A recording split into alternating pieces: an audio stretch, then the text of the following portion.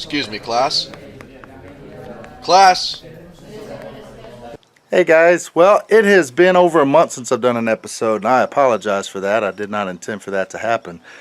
Had a lot of stuff happening. This is early May, and it's beautiful. It's like 81, 82 degrees today. We're supposed to get down to 49 tonight, and some of the video footage, I've got hours and hours of video footage. Some of it's on my computer, and some of it is on an SD card that somehow got corrupted. I can see it on my camera, but I can't download it onto my phone. And I've looked up a bunch of stuff. People saying you can recover the files from an SD card that's had that happen.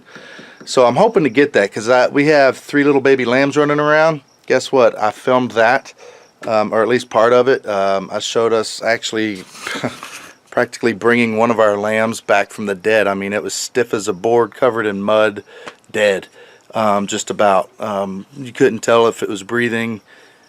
Nothing. Anyhow, you're going to notice some stuff, though, on these episodes here, right? This is episode 9 that you're about to watch.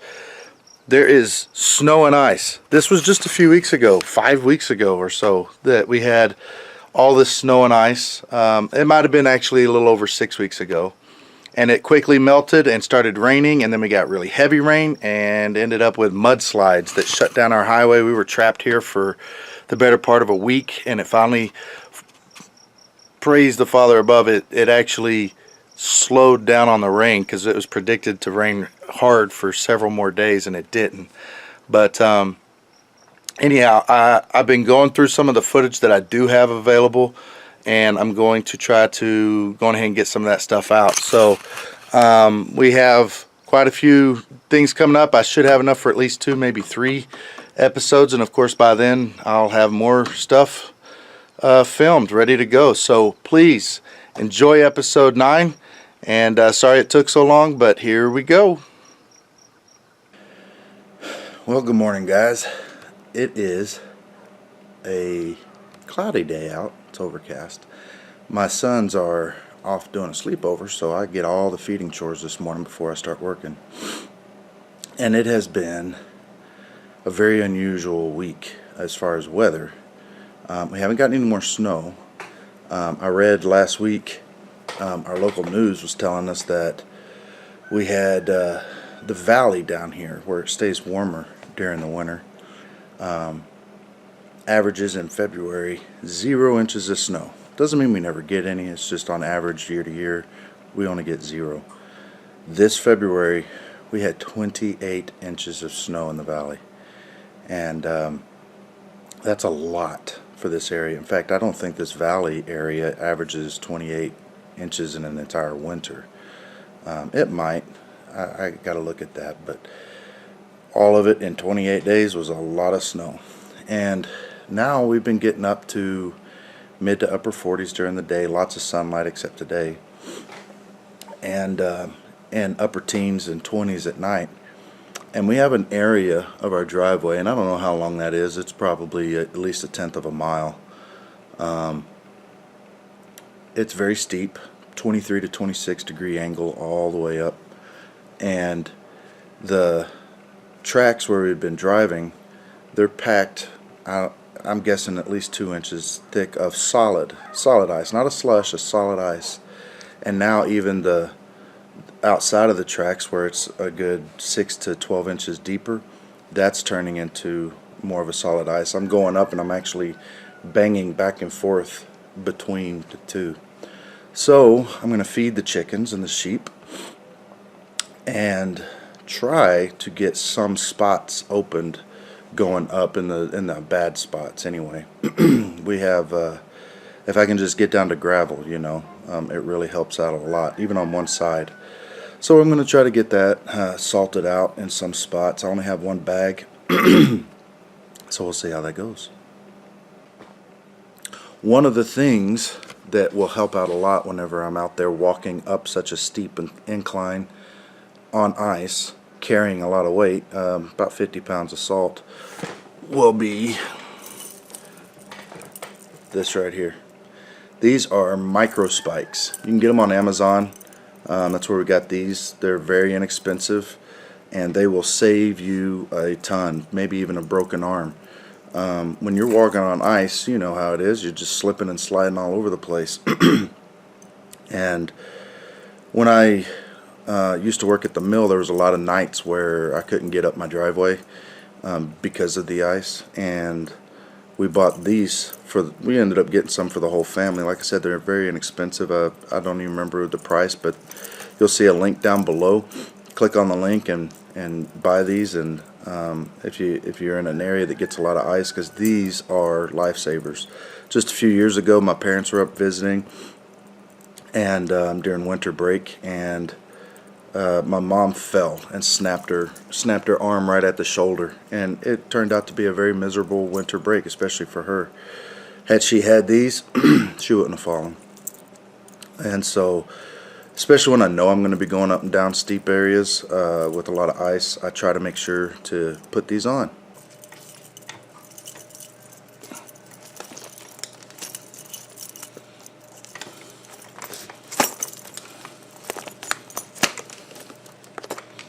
That's it. That's all there is to putting them on.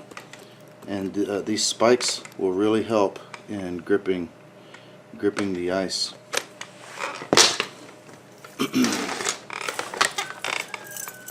They just slide right over the boot.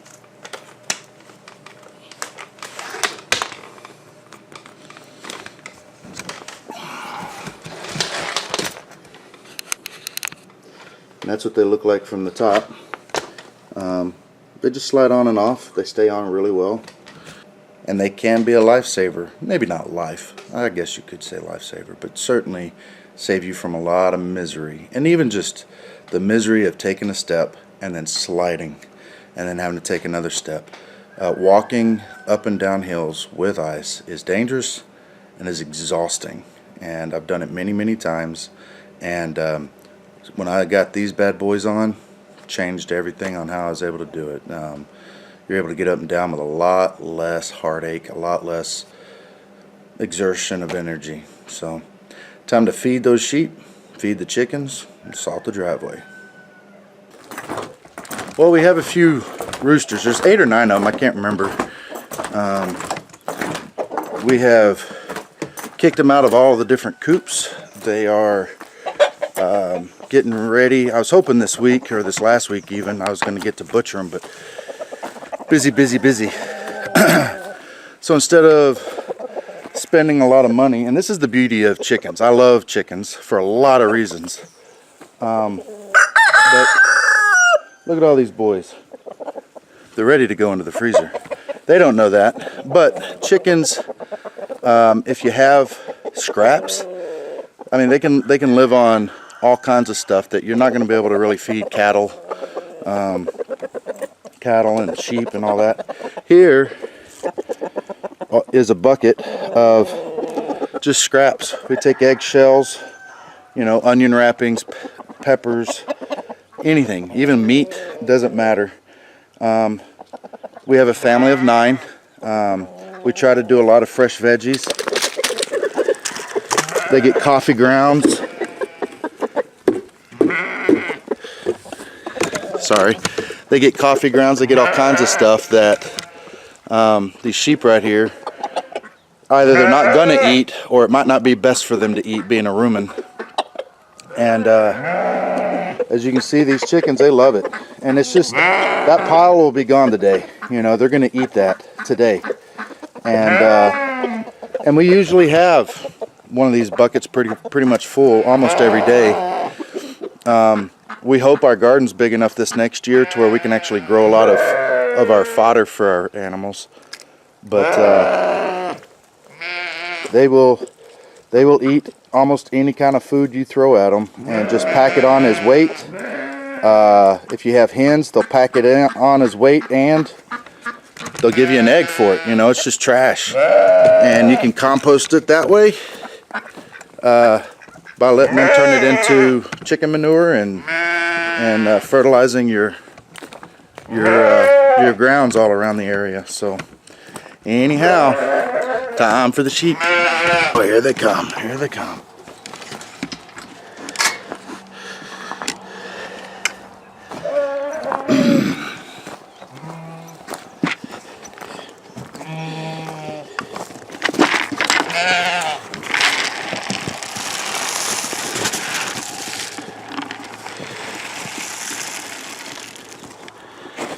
All right. Got the sheepies fed. For now, they'll get some more later along with hay. Chicken hawk.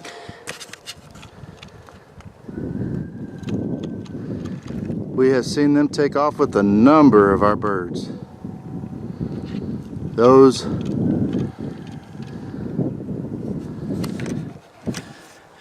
we've had, there are a ton of aerial predators. I mean, we have predators coming from every which way. We have snakes, weasels, raccoons, fox, lynx, bobcat, coyotes, wolves, bears, mountain lions. Now, not right here. You go south and north of here and east of here, there's wolverine. They're scarce, but we do have them. But we don't have that problem here. Man, I'm trying to think. Weasels. I guess that's most of them on the ground. And then for aerial predators, we have a variety, multiple variety of different hawks, red-tailed hawks and whatnot. We have golden eagles, bald eagles, and a number of different types of owls. I came down here on my drive, I guess that was about 3 or 4, maybe 4 years ago. I guess it was 4 years ago. And I couldn't figure out what was eating on one of my chickens. I could tell there was a red chicken ripped open and something eating on it, and all of a sudden that sucker turned around and looked at me. It was a great horned owl, and that thing had to be standing 20 plus inches, maybe 2 feet. And I mean, it was huge, and it grabbed a hold of that chicken and took off, and it couldn't get very far off the ground, and finally it dropped it. It probably could have had it had time to do it, but it was huge. It was really big, and in the middle of the day, which surprised me. So we got a lot of predators here that we have to guard against, and we have some measures we're getting ready to start taking, but you can't really tell from here. But the tops of our runs here and the run way back there, they're covered in wire and netting, and we're probably gonna end up doing that all the way around. And we've seen hawks come down and hit that netting and then take off. So they will go down into those confined smaller spaces to get their lunch. So, all right, got to feed the other animals. It's getting cold out here.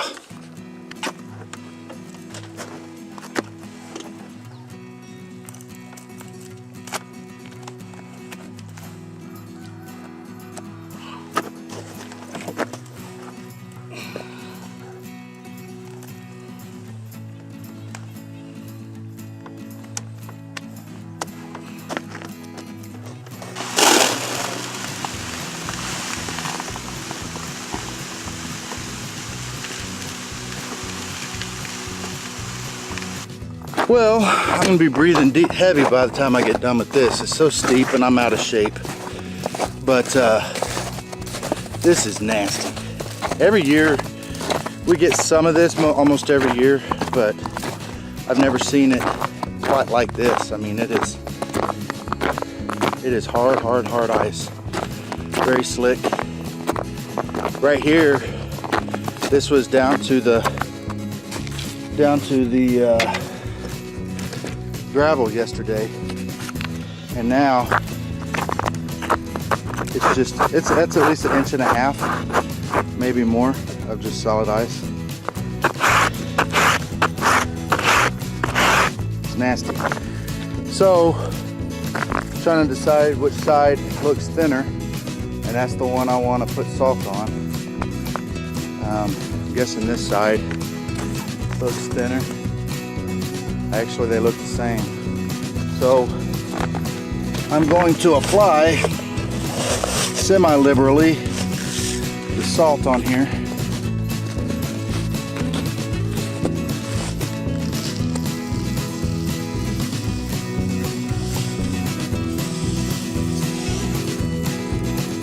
And I'll be doing this all the way up. I'll show you, it actually gets worse up there because you have this. Oops. It actually gets worse at the top up there because you have this clear ice underneath more ice, and they're actually separate sheets of ice, and that gets real dangerous because you'll be going and you might get a grip, and then all of a sudden that top layer will shear off, and then all of a sudden you're sliding on top of ice that's not attached to anything. And it's fun, you know. I'm not as nervous now as I used to be. I'll go up and down here if I can't make it and start sliding backwards. I just hold on and wait for it to come to a stop. Used to, it was a lot more anxiety. All right.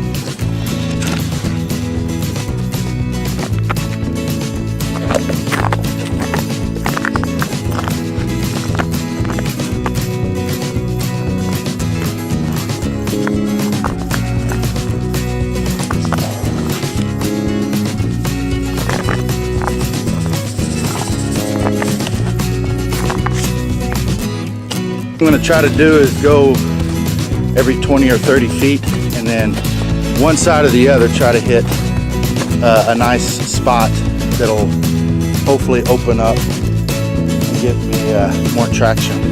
I really hate chains.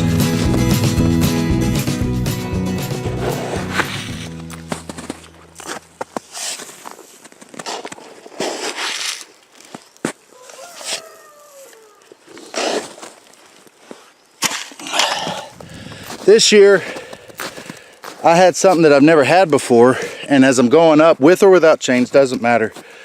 The ice is so slick right here that it's so slick, it's thick, and the sides, this area right here, also has thick ice in it. Let me show you an example right here. This is the track, and it comes up, and that's a good 3.5 inches or so. Some areas it's even higher, and it's just solid ice, solid ice. So I'm not as nervous about going off the road because I hit right there and then bounce back, and I've been coming in and going back and forth, bouncing side to side like a ping pong ball, all while trying to go forward. And you can see it all along here. That's 4 inches of ice coming up. That's vertical. So I really want this to start melting off. We've been in the 40s every day, and all it does is melt the snow down on the top, and it starts getting down, and then it gets down to 19, 20 degrees at night and freezes solid. Gets really nasty. So I've had people ask me, why don't you put on all 4 chains? I do put on all 4 chains at times. Part of it's lazy. I just don't feel like doing it. Because, you know, to go down the hill, to put chains on, go down the hill, take them off, go 5 miles to town to grab a gallon of milk, and then come back, put chains on, and come back up. It becomes a lot of work for not much. So usually when I am going to town, I have a good several hours planned in town of things I need to take care of and work and post office and all that. Otherwise, I don't want to tear up my car too much. Plus at the bottom of the driveway and the pullout where we take chains off and put chains on, when it gets to 35, 40 degrees, it's about that deep, especially right after a snow, it's about that deep of a muddy, slushy nastiness. And I end up getting it just all over me. So I try to stay as clean as I can and only put on 2 chains, and usually I can make it. So anyhow, I just got another 400 feet or more of spreading out some ice, some salt on the ice, and I'm probably gonna have to come back and get a second bucket. I would like to point out, this is fairly steep right in here. I'm on the slick part of the ice. And with these micro chains, whatever you want to call them, micro spikes, not a problem at all. I'm not even slipping. All right, well, let's put some more out.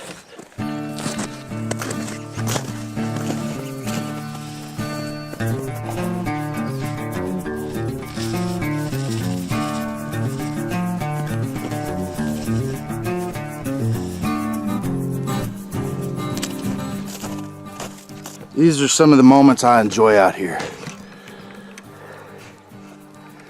See if we can get that on.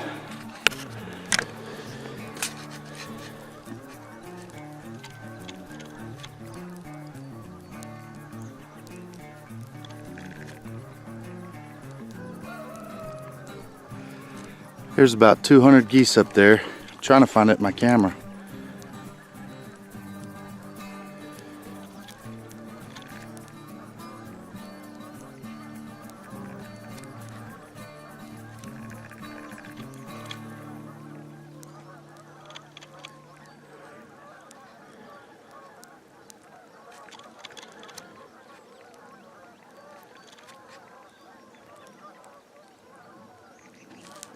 All right, we're about 3/4, maybe a little bit more the way up. And look at that. Look at that drive. It's bumpy. It's got swells in it right here from just where our tires have rutted it up a little bit.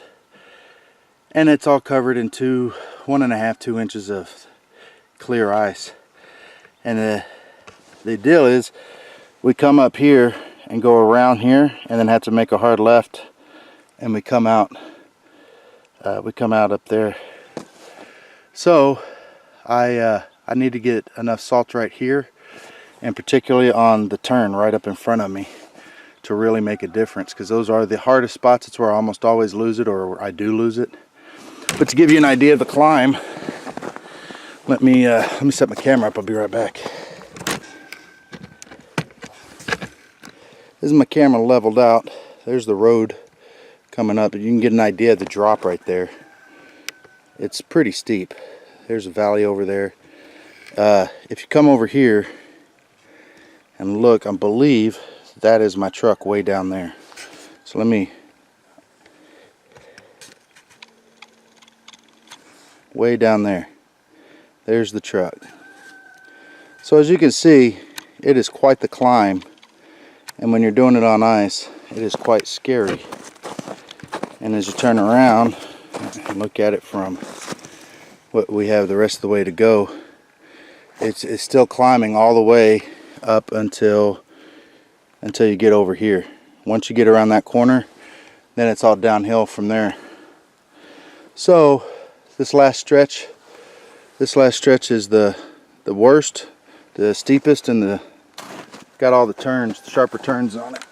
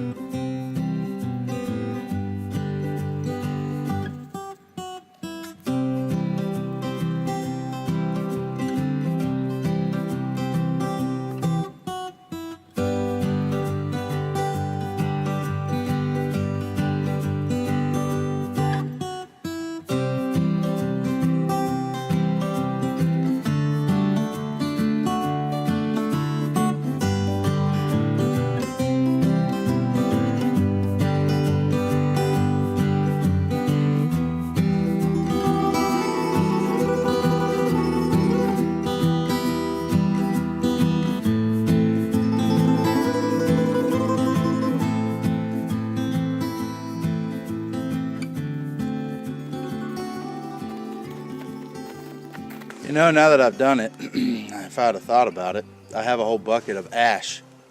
I should have mixed the two together. And of course, as I'm talking right now, just so you know, there's snow falling. It's very light. Hopefully it stays that way and doesn't get heavy like it has been. We haven't had snowfall in 3 days. That's why I decided to go ahead and ice it. Anyhow, if you use wood ash from your fireplace or whatnot, or fire pit outside, doesn't matter. Good dry wood ash spreads real well.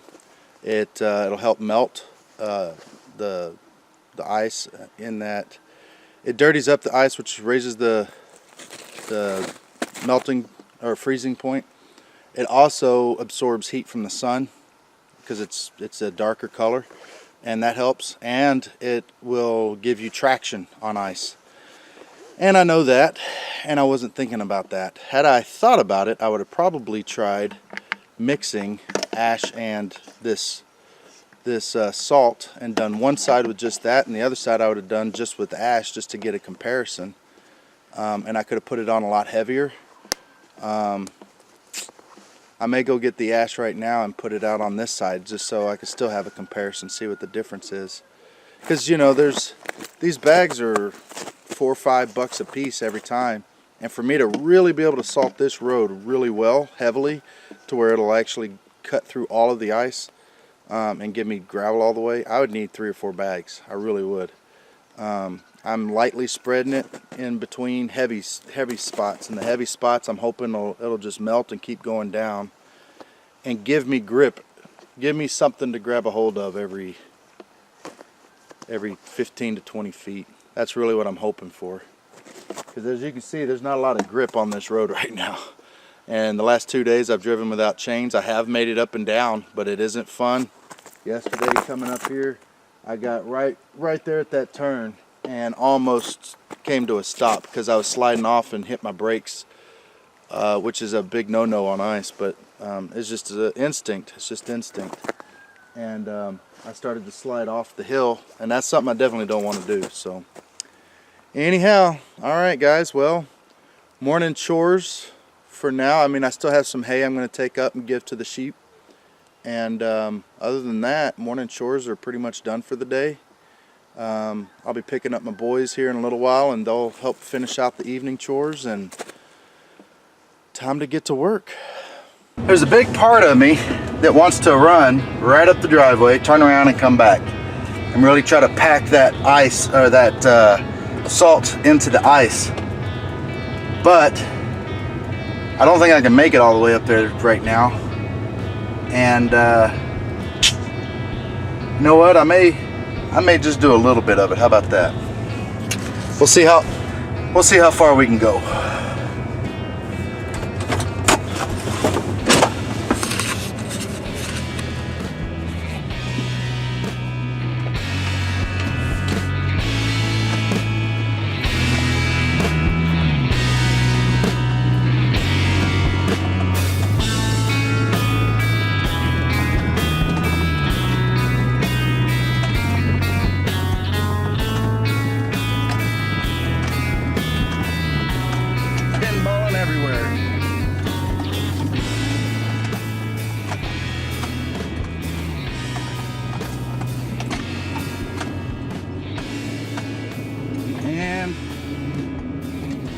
I'm done. Can't go any further than that. Well, and I got 50 feet before I hit gravel. It's right there. So we're just gonna try to slowly back on down, and I will start losing grip here in a sec. I'm gonna start sliding here any second now. I can feel it. I can feel it. Oh, there we go. I'm sliding. I'm sliding. Just trying to control it. Just trying to control it. Oh boy. You know, when you're sliding backwards, there is no control. You're just hoping you don't go off, that's all. You're just praying to the Father above that you'll make it. Oh boy. Yeah. Oh crap. Oh. Bad idea. Bad idea. Woo. Slow down. Slow down. Don't throw me off the edge. Woo-wee. Oh. Okay, so I did get a little excited on that one. That was going fast. And the worst part is, I could have possibly just removed all the salt by sliding like that. Because no matter how much I try to take my foot off the brake, I couldn't. I'm in reverse, so. Oh boy. Man alive. Well, hopefully I didn't take it. Maybe it ground the salt in. Maybe it did that. Maybe that'll help. We'll see. And the snow's starting to get a little heavier. Not too bad, but if it keeps getting heavier, it's just gonna get thicker, and I'm gonna have to chain up to get out of here today, or just not go anywhere.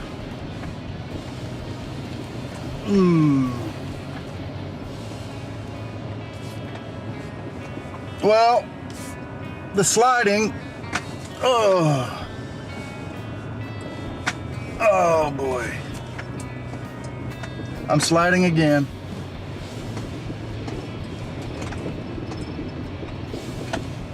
I am sliding everywhere. You can see how this ice is just throwing me back and forth.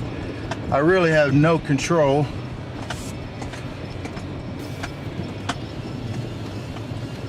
And all right, I'm starting to see some black behind me, which means gravel, which means maybe have some control.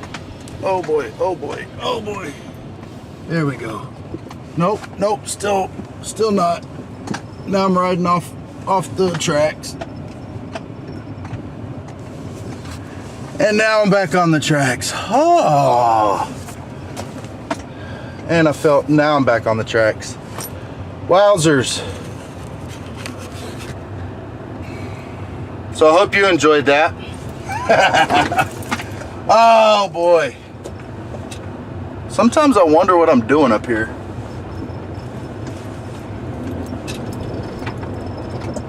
My wheel is turned all the way and I cannot get this thing to go anywhere. I hope I didn't just break my truck.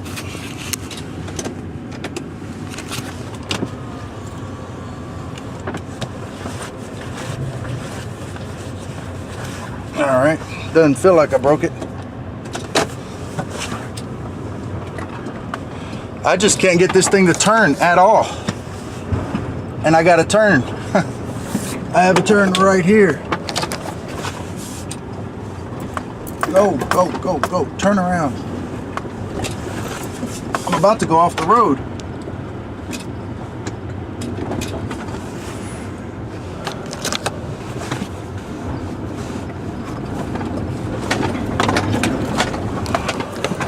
Never had this happen before.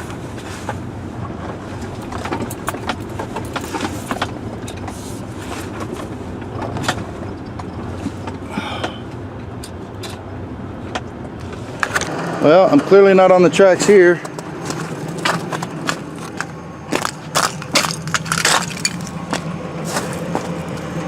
I might be able to grab some here, hopefully. We're just gonna keep trying. Dadgum. The joys of wilderness living.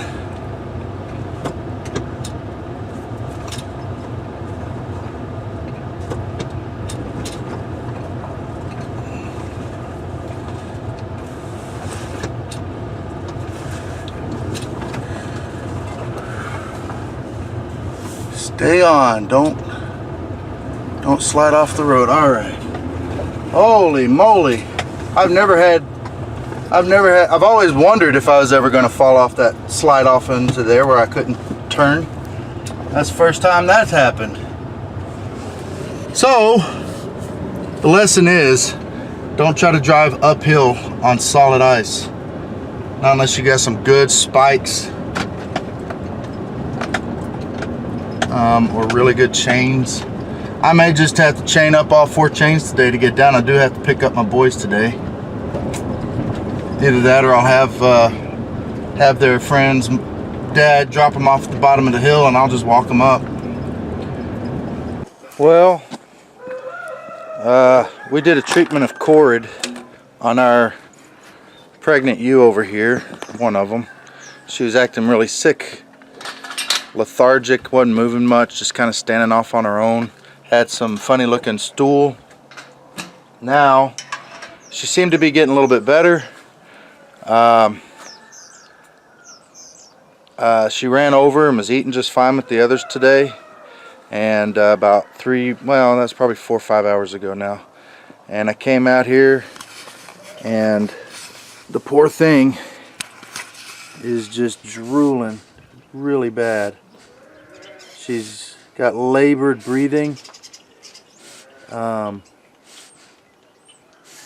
Poor thing. And she's just been standing here. And anyhow, we called a vet and we're waiting to see if we can get in. If she doesn't get to a vet soon, I don't think she'll make it tonight. She's been like teetering back and forth, almost like she's ready to just drop dead. She may not even make it to the vet. If the vet called me right now, it's 45 minutes loading her up and getting her up there, and don't know. I don't know what to think. Sheep are a weird animal. They can heal back from some really nasty injuries, and at the same time they can drop dead over something very minor. So I don't know if she has I don't know if I was given the wrong dosage of the cord. I don't know if it's like a twisted gut kind of thing. I have no idea what's going on with her. None. And she's due, if my calculations are right, and she got bred within the first few days of us having our ram, she should be due in the next 2-3 weeks at the latest. But she's really struggling. Poor thing. Poor thing. Hey, baby.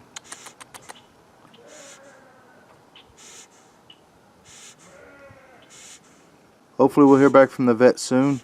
They were with the patient when I called, and we're hoping to get her in. Well, we've had, you know, our really fun times here at the homestead, and we've had our bad times, and we get real excited when we get into something new and we're learning about it and things seem to be going well. Sheep has been one of them we're having a hard time with, and when we do, hopefully we get some sheep here, some lambs in the next couple of weeks, and we will be getting them to a point of weaning, and then we're probably going to sell off our entire flock of these wool sheep, and I have my reasons, and I'll talk about it another time. I got off the phone with the vet probably 15-20 minutes ago. It was going to take me over an hour to get there, and the emergency charges were more than what we could handle for right now. And I told her what was going on, and she told me, she said if she's already acting that way, she's probably already gone. If she's still alive in the morning, do what I can to keep her alive and bring her up in the morning. Well, my wife came in. She's a midwife. She has some stuff that helps women who may be experiencing shock during birth. It's a lot of potent vitamins and just some different stuff, and it hits their system and really kind of gives them a fresh kick. So we were coming out here to give it to her, and as soon as I walked out the door, I saw my lamb. She's no more. She's lost. I know during these type of times, I've thought about it in the past, and it's like, well, you know, there's stuff there, you know, we could shear her and get the wool off of her, we could get the hide off of her and make leather, but you don't really feel like doing that when it's your own. And she was within 2 weeks or so, I think, of delivering. We came out here. Had we come out here right when she fell over, it's possible I could have done an emergency C-section and pulled her lambs out, and they may have survived. I don't know if 2 weeks, 3 weeks early is too much for a lamb. It probably is, but but it's been longer than it needed to be, you know, because you only have a couple of minutes tops when the animal dies to get in and get the baby out. So there's my baby girl. We've had her for just over a year. She is 4.5 months pregnant, and she's a loss to the homestead now. We thought since last week, we thought she was going to come through, pull through. It's very disappointing. It always hurts to lose one of your animals like this. So anyhow, and I was just thinking about it. I was doing work in the basement before my wife came down. I was thinking about it. We're about to compost her in a spot we composted a wether and another ewe from 6 months ago or so. We had another ewe lamb that was not doing well, and she wandered off and we couldn't find her, and we found her way down the hill and dead and already torn into. So Out of our ewe lambs, we have lost, well, the weather we lost to dogs. My dog and my friend's dog, they got together and ripped it apart, and you can find that video. But the other 3, including this one, have been our ewes. And so out of 5 ewes, we've lost 60% of them. And I was told, it's sad, it's horrible, I was told if you want to get into sheep, especially wool sheep, you know, buy 150 of them, and after a year and a half, 2 years, the 50 that live, unless you're going to the vet and spending a lot of money on the vet, the 50 that can make it on your property, those are what you're going to build your herd with. Unfortunately, I just don't have $20,000, 20 to 25,000 in the bank to go out and buy 150 sheep and expect 2/3 of them to die. But we got these. They seem to be doing well. Last Friday she was looking not herself. Today she was looking better, and by this evening she's dead. So I don't know what it was. I have no idea. We tried everything we could think of. The vet told us what we were doing sounded good, and that if she was alive in the morning she would check her out and see what's wrong. So don't know.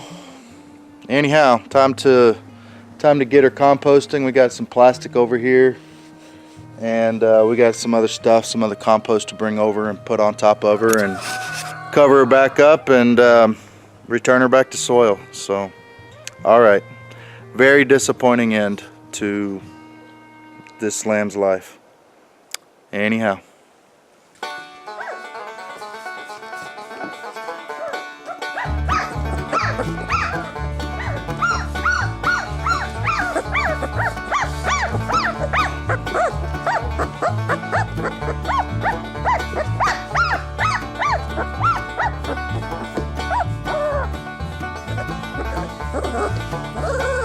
how old are these? 3 weeks? 3 weeks tomorrow. They're getting big.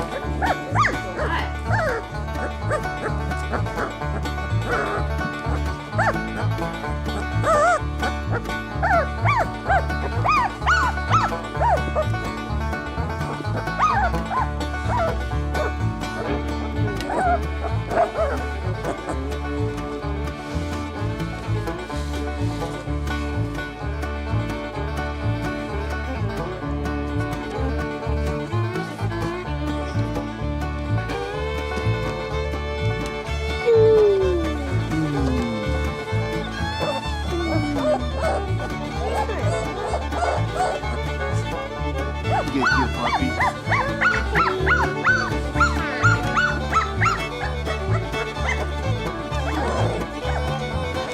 Are you having fun with the puppies?